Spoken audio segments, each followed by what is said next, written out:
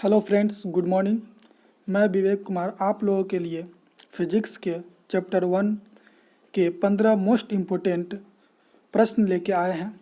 अगर हमारी यह वीडियो आप लोगों को अच्छा लगे तो अपने दोस्तों में शेयर करें। तो आइए वीडियो को स्टार्ट करते हैं।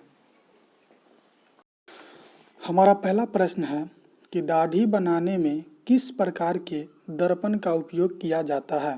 पहला ऑप्शन है समतल, दूसरा है उत्तल, तीसरा है अवतल और चौथा है इनमें से कोई नहीं। तो जैसा कि आप लोगों को पता होगा कि अवतल दर्पण का उपयोग दाढ़ी बनाने में किया जाता है, तो इसका आंसर क्या होगा? अवतल दर्पण। दूसरा क्वेश्चन है हमारा कि गोलीय दर्पण में फोकसांतर एवं वक्रता त्रिज्या के बीच संबंध। ऑप्शन ए है R बराबर 2F, ऑप्शन बी है 2, ऑप्शन सी है F बराबर R/2, ऑप्शन डी है R बराबर F। तो आप लोगों को जैसा कि पता होगा कि गोलीय दर्पण में फोकसांतर एवं वक्रता त्रिज्या के बीच जो संबंध होता है वो होता है F = R/2। तो हमारा जो करेक्ट ऑप्शन होगा वो होगा ऑप्शन सी।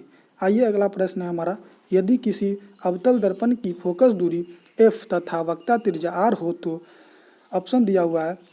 ऑप्शन ए है F बराबर R/2, ऑप्शन बी है F बराबर 2R, ऑप्शन सी है F बराबर 3R/2, ऑप्शन डी है F बराबर 0। जैसा कि आप लोगों को पता होगा कि F बराबर होता है R/2, इसलिए हमारा जो करेक्ट ऑप्शन होगा ऑप्शन होगा ए। क्वेश्चन नंबर 2 और 3 सेम है, तो आप लोग ध्यान रखें, एग्जाम में क्वेश्चन हेर फेर करके दिया जाता है। हमारा जो अगला प्रश्न है, प्रश्न नंबर 4, वो है प्रकाश के परावर्तन के कितने नियम हैं। ऑप्शन ए है 1, ऑप्शन बी है 2, ऑप्शन सी है 3, ऑप्शन डी है 4। तो ये क्वेश्चन तो सबको पता होगा, प्रकाश के परावर्तन के 2 नियम होते हैं। चलिए अगला क्वेश्चन है, क्वेश्चन नंबर 5 कि काल्पनिक प्रतिबिंब होता है। ऑप्शन ए है सीधा, ऑप्शन बी है उल्टा, ऑप्शन सी है दोनों, ऑप्शन डी है कोई नहीं। तो जैसा कि आप लोगों को पता होगा कि काल्पनिक प्रतिबिंब जो होता है वो उत्तल दर्पण के द्वारा बनता है। तो उत्तल दर्पण के द्वारा जो भी प्रतिबिंब बनेगा वो सीधा बनता है, इसलिए हमारा करेक्ट ऑप्शन होगा ऑप्शन ए। आइए अगला प्रश्न है, प्रश्न नंबर 6 कि प्रकाश की किरणें गमन करती है। तो प्रकाश की जो किरण गमन करती है वो हमेशा सीधी रेखा में गमन करती है। हमारा जो करेक्ट ऑप्शन होगा ऑप्शन ए। हमारा अगला प्रश्न है, प्रश्न नंबर 7 कि समतल दर्पण द्वारा बना प्रतिबिंब होता है। ऑप्शन ए है वास्तविक, ऑप्शन बी है काल्पनिक, ऑप्शन सी है दोनों, ऑप्शन डी है इनमें से कोई नहीं। तो जैसा कि समतल दर्पण के द्वारा बना प्रतिबिंब जो होता है वो होता है काल्पनिक, तो हमारा जो ऑप्शन होगा ऑप्शन बी करेक्ट होगा। आइए प्रश्न नंबर 8 की ओर चलते हैं। 8वां प्रश्न कहता है कि प्रकाश का वेग न्यूनतम होता है। पहला ऑप्शन दिया हुआ है निर्वात में, दूसरा दिया हुआ है जल में, सी ऑप्शन दिया वायु में और डी है कांच में। तो जैसा कि आप लोगों को पता होगा कि प्रकाश का वेग न्यूनतम होता है कांच में, तो हमारा ऑप्शन डी जो होगा वो करेक्ट होगा। आइए अगला हमारा जो प्रश्न है 9 नंबर, वो है निम्न में से कौन सा पदार्थ लेंस बनाने के लिए प्रयुक्त नहीं किया जा सकता है। तो पहला ऑप्शन है जल, दूसरा है कांच और तीसरा है प्लास्टिक और चौथा हमारा जो ऑप्शन है वो है मिट्टी। तो देखिए जल के द्वारा और कांच और प्लास्टिक के द्वारा तो लेंस बनाया जा सकता है, लेकिन मिट्टी के द्वारा लेंस नहीं बनाया जा सकता, इसलिए हमारा जो 9 का आंसर होगा वो होगा ऑप्शन नंबर डी। हमारा जो अगला प्रश्न है, प्रश्न नंबर 10, वो है किस लेंस के द्वारा सिर्फ काल्पनिक प्रतिबिंब बनता है। तो ऑप्शन ए है उत्तल, ऑप्शन बी है अवतल, ऑप्शन सी है बाइफोकल और ऑप्शन डी है इनमें से कोई नहीं। तो उत्तल लेंस के द्वारा जो है वो काल्पनिक प्रतिबिंब बनता है, इसलिए हमारा करेक्ट ऑप्शन हो जाएगा ए। आइए अगला क्वेश्चन 11 नंबर देखते हैं कि साइड मिरर के रूप में प्रयुक्त होता है।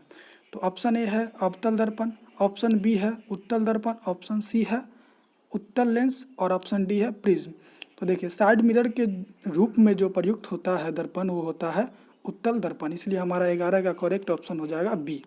आइए अगला क्वेश्चन हम लोग देखते हैं 12 नंबर कि किसी उत्तल लेंस की फोकस दूरी हमेशा होती है, यानी कि किसी उत्तल लेंस की फोकस दूरी हमेशा होती है। तो किसी भी उत्तल लेंस की फोकस दूरी हमेशा होती है धनात्मक, इसलिए क्या हो जाएगा पॉजिटिव, इसलिए हमारा ऑप्शन ए हो जाएगा करेक्ट। आइए अब हमारा अगला प्रश्न है कि प्रकाश का वर्ण विक्षेपण किस उपकरण से संभव होता है। तो ऑप्शन ए है दर्पण, ऑप्शन बी है लेंस, ऑप्शन सी है प्रिज्म और ऑप्शन डी है कांच की सिल्ली। तो आप लोगों को पता होगा कि प्रकाश का वर्ण विक्षेपण के लिए प्रिज्म की आवश्यकता होती है, इसलिए हमारा जो करेक्ट ऑप्शन होगा ऑप्शन सी सही होगा। आइए प्रश्न नंबर 14 देखते हैं कि किस दर्पण से वस्तु का बड़ा प्रतिबिंब बनता है। तो पहला ऑप्शन है समतल, बी है अवतल और सी है उत्तल और डी है इनमें से कोई नहीं। तो हमारा जो करेक्ट ऑप्शन हो जाएगा ऑप्शन बी। अब हमारा लास्ट इम्पोर्टेंट क्वेश्चन है कि अवतल दर्पण की फोकस दूरी उसकी वक्रता त्रिज्या की होती है।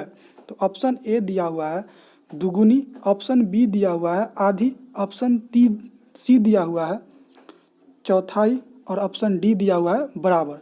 तो आप लोगों को पता होगा कि अवतल दर्पण की फोकस दूरी उसकी वक्रता त्रिज्या की आधी होती है, इसलिए हमारा जो करेक्ट ऑप्शन होगा ऑप्शन बी होगा सही।